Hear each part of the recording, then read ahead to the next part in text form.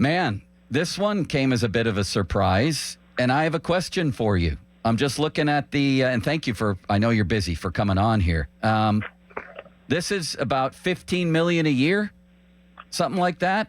And that doesn't put him in the top 30 salaries among major league pitchers. So why would Keller do this deal? That's my question. Mitch wants to be here. That's probably I talked to Mitch about that a couple of days ago. It's probably an oversimplification.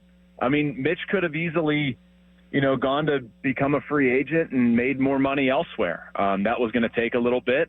He likes it here. I think Keller, it's really been neat to see him evolve as a person, as a teammate, how respected he is there because of what he's gone through. And, I think he, along with Brian Reynolds, Brian Hayes, a bunch of other guys here think that the Pirates are building something. I know that, externally people probably think differently of it, but Mitch really genuinely likes being here. And I mean, shoot, if you tell me I'm going to get 5 and 77 now, or I can chance it 2 years as a pitcher and, I may get 6 and 100, I'm just making up numbers. But I mean, 5 and 77 is a pretty darn good piece of certainty there for Mitch Keller.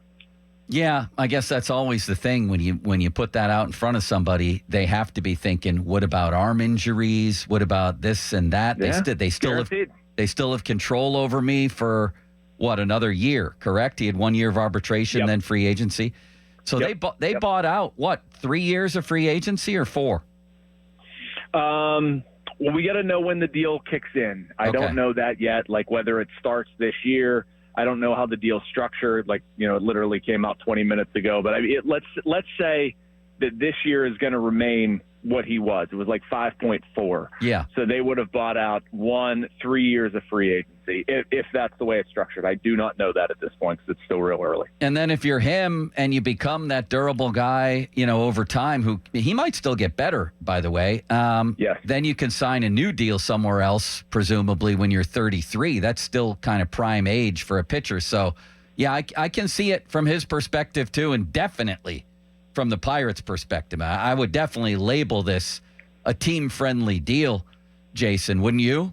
100%, Joe. Couldn't agree more. I mean, I think the world of Mitch Keller. I mean, they got a legitimate ace, a term that gets overused in this sport for $15.4 million a year. That's pretty darn good. The dude struck out 210 last year. He very easily could have worked 200 innings. Like, those pitchers have become so rare in this game. And so, yeah, I love this deal for the Pirates. I don't know how you couldn't. I haven't seen a single opinion that says anything other than being extremely team-friendly. Well, we're about to get to the phone lines, so we'll see what happens then. No. Even this, man. I would have to think. People are about the Pirates. How can you get mad about this? I know. We could quibble about the term ace. I know even Shelty wasn't ready to call him that at the end of the year. It depends on your definition, but either way, the idea for me, if I were a Pirate fan, of Skeens and Keller at the top of my rotation, and then they have tons of young arms beyond the Contrerases and the Ortizes. They have a bunch of guys that they've invested in here in terms of draft picks and bringing in, right? Yes. I mean, they have a pretty good pipeline of pitchers coming. Anthony Solomedo, Bubba Chandler, Jared Jones. And I mean, I'm like intentionally omitting Paul Skeens because you said that. But I mean, they've got a nice stable of arms coming. Thomas Harrington is somebody listeners probably don't know a lot about, but he's like a single A, maybe high A guy, highly regarded. They're starting to get more pitchers at the lower level. The rub on the Pirates this offseason has been bridging the gap between what they have now and that younger group. So yeah, you'd probably like to see them do more. That's obviously a fair criticism. I'm not going to sit there and defend that, but I mean, they do have help on the way. Mike Burrows, JT Brubaker, guys who were injured last year who are going to be coming back and contribute to this staff. Obviously, it stinks Oviedo being out, but yeah, they've got some very talented young arms on the way, and it's pretty neat to sit there and think about that rotation with Keller and Skeens at the top. I agree with you. Those are two pretty good horses.